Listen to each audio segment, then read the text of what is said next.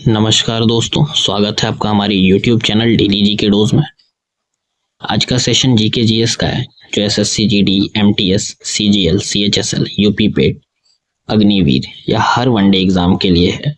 चाहे वो UP police हो, बिहार पुलिस हो, मध्य प्रदेश पुलिस, चाहे छत्तीसगढ़ पुलिस, सभी के लिए इंपॉर्टेंट क्वेश्चंस हैं जीके जीएस के। हर एक टॉपिक वाइज से उठाए गए हैं। खास तौर पे एसएससी वाले इसको ध्यान से देखेंगे, क्योंकि प्रीवियस ईयर क्वेश्चंस भी इसमें हैं और एग्जाम पैटर्न के हिसाब से ही क्वेश्चन को मॉडिफाई भी किया गया है। वीडियो को पूरा एंड तक देखिएगा। 50 क्वेश्चन का सीरीज है ये। शुरू करते हैं बिना किसी पंचायत के। वैसे एक चीज बोलना भूल गया मैं, जो नए व्यूवर्स हैं हमारे चैनल पे, जो नए व्यूवर्स आते हैं, चैनल को सब्सक्राइब जरूर करें, क्योंकि हर एग्जाम के लिए करेंट अफेयर और जीके जीएस जो अप्रॉक्स 60% पोर्शन घेरता है ना, यहाँ कवर हो जाएगा आराम से। कोई फालतू का टाइम नहीं। थोड़ा स्पीड मेरी अधिक हो सकती है, क्योंकि आपके पास भी टाइम नहीं रहेगा पूरा वीडियो 30 मिनट 50 मिनट देखने का, 1 घंटे देखने का। तो कोशिश मैंने किया है कि ज्यादा क्वेश्चंस, अच्छे क्वालिटी के क्वेश्चंस कम समय में कवर हो। शुरू करते हैं अपने सेशन को। पहला क्वेश्चन, कृष्णराज सागर बांध को किस नदी पर बनाया गया है? ऑप्शन है आपके कावेरी, तुंगभद्रा, काली या कृष्णा। तो कृष्णराज सागर बांध कावेरी नदी पर बनाया गया है, तो ऑप्शन नंबर ए करेक्ट है इस क्वेश्चन का। अगला सवाल, क्रांतिकारी संगठन आजाद दास्तां, इसका गठन निम्न में से किसके द्वारा किया गया था? ऑप्शन है आपके जयप्रकाश नारायण, खुदीराम बोस, बाबा ठाकुर, बाबाजी ठाकुर दास या इनमें से कोई नहीं। तो आजाद दास्तां इस क्रांतिकारी संगठन का जो गठन है ना, वो जयप्रकाश नारायण जी द्वारा हुआ है। 1942 में किया गया था, भारत छोड़ो आंदोलन के समय। और ये नेपाल के जंगलों में उस समय पे थे, और वहीं से इन्होंने आजाद दास्तां का गठन किया था। कलर चेंज कर लिया जाए थोड़ा। बढ़ते हैं अगले सवाल पे। The book that change my life नामक पुस्तक किसने लिखी है? ऑप्शन है आपके अरुंधति रॉय, अमर्त्य सेन, चेतन भगत या गुलजार। वैसे करेक्ट आंसर तो इसमें है ही नहीं, माफी चाहते हैं, पूरा ऑप्शन गलत है इसमें। करेक्ट आंसर मैं बता देता हूँ, ये हैं आपके Aditya Abhyankar. The book that change my life पुस्तक के लेखक हैं आदित्य अभ्यंकर। अगला सवाल, कूना निम्नलिखित में से किस देश की मुद्रा है? ऑप्शन है आपके क्रोएशिया, संयुक्त अरब अमीरात, केनिया या सूडान। तो कूना जो है ना, वो आपकी क्रोएशिया की मुद्रा है, यानी कि करेंसी है। तो ऑप्शन नंबर ए करेक्ट है इस क्वेश्चन का। अगला सवाल, लॉर्ड चेम्सफोर्ड ने 1919 में जलियांवाला बाग की घटना की जांच के लिए किस समिति का गठन किया था? ऑप्शन है आपके हर्षल समिति, मकलेगुन समिति, मुदीमान समिति या हंटर समिति। तो जलियांवाला बाग हत्याकांड के लिए 1919 में लॉर्ड चेम्सफोर्ड ने हंटर समिति की स्थापना की थी। तो ऑप्शन नंबर डी करेक्ट है इस क्वेश्चन का। अगला सवाल, सात्विक साईराज का संबंध निम्न में से किस खेल से है? बैडमिंटन, टेनिस, फुटबॉल या क्रिकेट। करेक्ट आंसर है आपका ऑप्शन नंबर ए, बैडमिंटन। अगला सवाल, भारत का पहला नोबेल पुरस्कार किस वर्ष मिला था? भारत को पहला नोबेल पुरस्कार किस वर्ष मिला था? ऑप्शन है आपके 1911, 1912, 1913 या 1914। तो भारत को पहला नोबेल पुरस्कार वर्ष 1913 में मिला था। तो ऑप्शन नंबर सी करेक्ट है इस क्वेश्चन का। ब्लड काउंट किसकी मदद से नापते हैं? जो ब्लड काउंट है उसको मापने के लिए कौन सा इंस्ट्रूमेंट यूज किया जाता है? ऑप्शन है आपके स्फिग्मोमैनोमीटर, स्टेथोस्कोप, हेमोसाइटोमीटर या इनमें से कोई नहीं। तो करेक्ट आंसर है आपका ऑप्शन नंबर सी, हेमोसाइटोमीटर। अगला सवाल, रॉजर कप का संबंध किस खेल से है? हॉकी, क्रिकेट, टेनिस या बैडमिंटन। तो रॉजर कप, इसका संबंध है टेनिस से। ऑप्शन नंबर सी करेक्ट है। अगला सवाल, अयोध्या किस नदी के किनारे बसा हुआ है? गोमती, घाघरा, गंगा या सरयू। तो अयोध्या नगरी जो है वो सरयू नदी के किनारे बसा हुआ है। तो ऑप्शन नंबर डी करेक्ट है इस क्वेश्चन का। 2011 की जनगणना के अनुसार भारत का कौन सा प्रदेश ऐसा है जहां स्त्रियों की संख्या पुरुषों से अधिक है? मतलब स्त्रियों की संख्या जो है ना, वो पुरुषों से अधिक है। ऑप्शन है आपके केरल, महाराष्ट्र, हरियाणा या पंजाब। करेक्ट आंसर है आपका ऑप्शन नंबर ए, केरल। एक ऐसा भी राष्ट्र क्या कहते हैं राज्य है जहाँ पे पुरुषों की संख्या महिलाओं से ज्यादा, मतलब स्त्रियों से ज्यादा बड़ी है, ज्यादा अधिक है, और उसका नाम है बेटा आप लोगों का हरियाणा। हरियाणा राज्य में जो लिंगानुपात है ना वो काफी डिफरेंस में है, पुरुष ज्यादा हैं, महिलाएं बहुत कम है। बढ़ते हैं अगले सवाल पे। केलुचरण महापात्र का संबंध किस नृत्य से है? मोहिनीअट्टम, कुचिपुड़ी, बिहू या ओडिसी? तो केलुचरण महापात्र का संबंध ओडिसी नृत्य से है। ऑप्शन नंबर डी करेक्ट है इस क्वेश्चन का। कौन सा अनुच्छेद राष्ट्रीय महत्व के स्मारकों, स्थानों और वस्तुओं के संरक्षण के लिए है? ऑप्शन है आपके अनुच्छेद 40, 44, 49 या 51। करेक्ट आंसर है आपका ऑप्शन नंबर सी 49। अनुच्छेद 40 ग्राम सभा का गठन, ठीक है। अनुच्छेद 44 जो है यूनिफॉर्म सिविल कोड है। 51 आपका अंतरराष्ट्रीय सुरक्षा। अगला सवाल, किस राज्य में भारत का पहला स्वदेशी हरित हाइड्रोजन अंतर्देशीय जलमार्ग जहाज को लॉन्च किया गया है? ऑप्शन है आपके गोवा, केरल, तमिलनाडु या कर्नाटक। तो भारत का पहला स्वदेशी हरित हाइड्रोजन अंतर्देशीय जलमार्ग जहाज तमिलनाडु में लॉन्च किया गया। ऑप्शन नंबर सी करेक्ट है इस क्वेश्चन का। अगला सवाल, भारत की सबसे बड़ी सोलर बैटरी परियोजना किस राज्य में शुरू की गई है? ऑप्शन है आपके मध्य प्रदेश, उत्तर प्रदेश, अरुणाचल प्रदेश या छत्तीसगढ़। तो करेक्ट आंसर है आपका option number D Chhattisgarh. Next question है, समुद्र लक्ष्मण अभ्यास किन दो देशों के बीच होता है? समुद्र लक्ष्मण अभ्यास किन दो देशों के बीच होता है? ऑप्शन है आपके भारत मंगोलिया, भारत अमेरिका, भारत श्रीलंका या भारत मलेशिया। तो समुद्र लक्ष्मण अभ्यास भारत और मलेशिया के बीच होता है। तो ऑप्शन नंबर डी करेक्ट है इस क्वेश्चन का।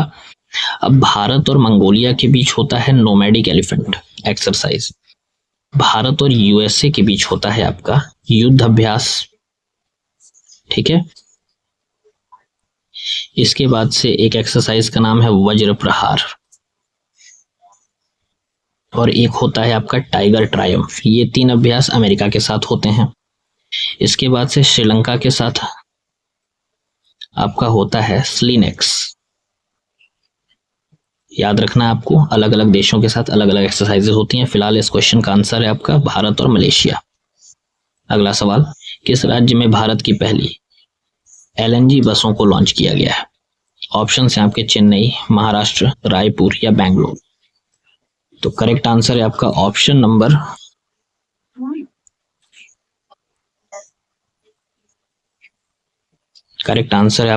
Number B Maharashtra. नेक्स्ट है, महिला वैज्ञानिकों को बढ़ावा देने के लिए शेरनी प्लेटफॉर्म किसने लॉन्च किया है? ऑप्शन है आपके राष्ट्रीय महिला आयोग, यूजीसी, संस्कृति मंत्रालय या इनमें से कोई नहीं।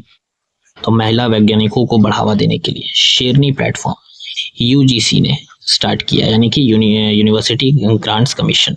तो ऑप्शन नंबर बी करेक्ट है इस क्वेश्चन का। नेक्स्ट क्वेश्चन, चिथिराई महोत्सव किस राज्य में मनाया जाता है? ऑप्शन है मणिपुर, मेघालय, केरला या तमिलनाडु। तो करेक्ट आंसर है आपका option number D Tamil Nadu. Chithirai महोत्सव तमिलनाडु में मनाया जाता है। महोत्सव वाला ध्यान रखिएगा, एसएससी ले लेता है इसी में। अगला है, शिमला का संत किसे कहा जाता है? ऑप्शन है आपके डब्ल्यूसी बनर्जी, एओ ह्यूम, सॉरी एसी हो गया है यहाँ पे, एसीडीसी नहीं, एओ ह्यूम, ठीक है, रॉबर्ट क्लाइव या इनमें से कोई नहीं। तो करेक्ट आंसर है आपका ऑप्शन नंबर बी एओ ह्यूम। शिमला का संत एओ ह्यूम को कहा जाता है। अगला सवाल, किस राज्य में सबसे बड़ा मंदिर महोत्सव त्रिशूर पूरम मनाया जाता है? ऑप्शन है आपके कर्नाटक, केरल, तमिलनाडु या महाराष्ट्र। तो त्रिशूर पूरम केरल में मनाया जाने वाला एक त्योहार है। तो ऑप्शन नंबर बी करेक्ट है इस क्वेश्चन का।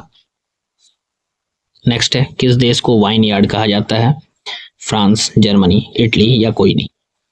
तो वाइन यार्ड के नाम से फ्रांस प्रसिद्ध है। तो ऑप्शन नंबर ए करेक्ट है इस क्वेश्चन का।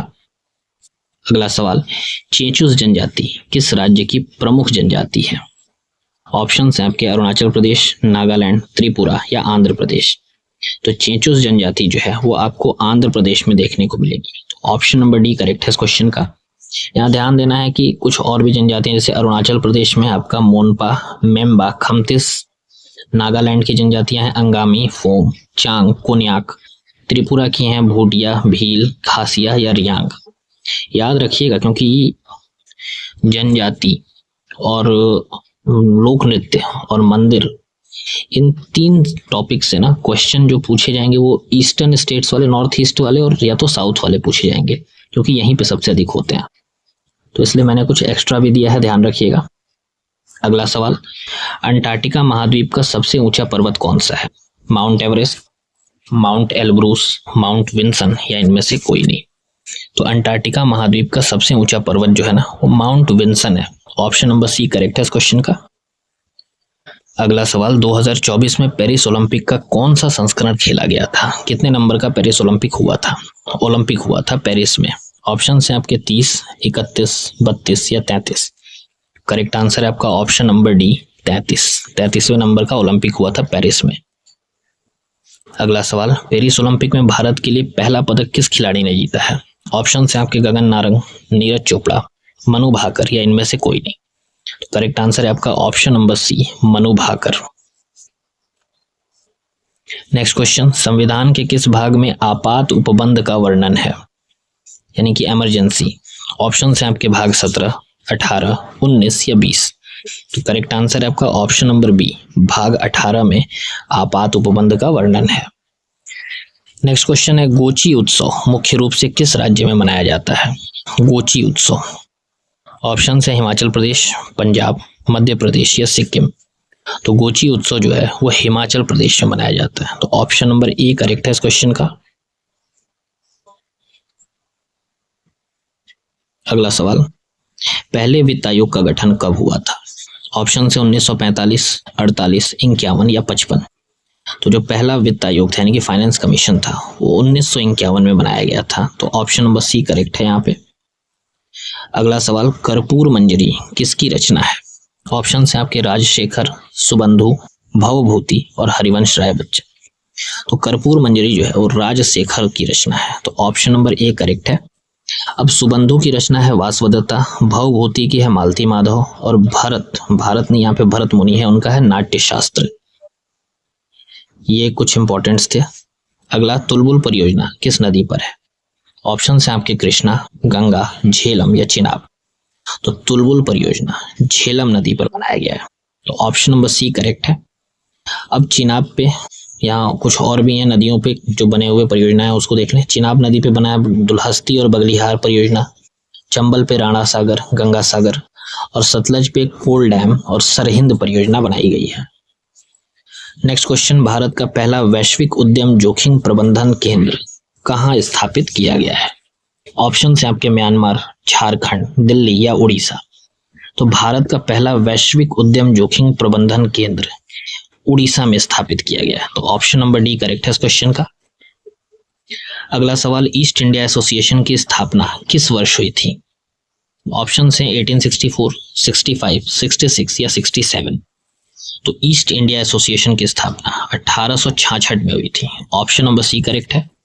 कुछ और भी यहाँ पे एसोसिएशन है जैसे बंग भाषा प्रकाशक समिति, इसका 1836 में हुआ था। जमींदारी एसोसिएशन 1838, इंडियन लीग 1875, मद्रास महाजन सभा 1884 और बॉम्बे प्रेसिडेंसी एसोसिएशन 1885। ये आए हुए सवाल हैं, ये जो दिख रहा है ना आपको, ये आए हुए हैं। तो हल्के में नहीं लीजिएगा इस सेट को, बड़ा मेहनत से बनाया है, कहीं से भी उठाना नहीं था। पेपर के हिसाब से, क्वेश्चन के पेटेंट के हिसाब से करना है। सैंडल पीक सबसे ऊंचा शिखर किस पर्वत का है? ऑप्शन है आपके मध्य अंडमान, दक्षिणी अंडमान, ग्रेट निकोबार या उत्तरी अंडमान। तो सैंडल पीक जो है ना उत्तरी अंडमान की सबसे ऊंची पर्वत शिखर है। तो ऑप्शन नंबर डी करेक्ट है इस क्वेश्चन का।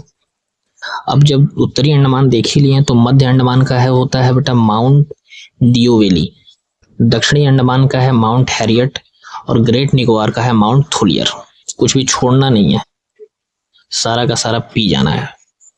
अगला सवाल, बाल गंगाधर तिलक को भारतीय अशांति का जनक किसने कहा था? ऑप्शन है आपके Lord Mountbatten, Lord Dalhousie, Valentine Chirol या इनमें से कोई नहीं। तो बाल गंगाधर तिलक को भारतीय शांति का जनक वैलेंटाइन चिरोल ने कहा था। तो ऑप्शन नंबर सी करेक्ट है इस क्वेश्चन का। अगला सवाल, जल्दापारा राष्ट्रीय उद्यान कहाँ स्थित है? ऑप्शन है आपके उड़ीसा, पश्चिम बंगाल, मेघालय या झारखंड। तो जल्दापारा राष्ट्रीय उद्यान जो है ना, ये आपका पश्चिम बंगाल में स्थित है। तो ऑप्शन नंबर बी करेक्ट है। अब इसके अलावा कुछ इंपॉर्टेंट्स हैं।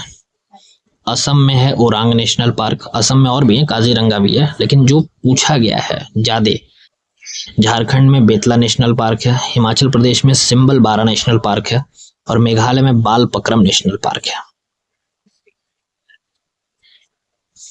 अगला सवाल, पाक्योंग एयरपोर्ट किस राज्य में स्थित है? एयरपोर्ट से सवाल आ रहा है। गंगटोक, मिजोरम, कटक या इनमें से कोई नहीं। तो पाक्योंग एयरपोर्ट जो है ये आपका गंगटोक पे पड़ता है।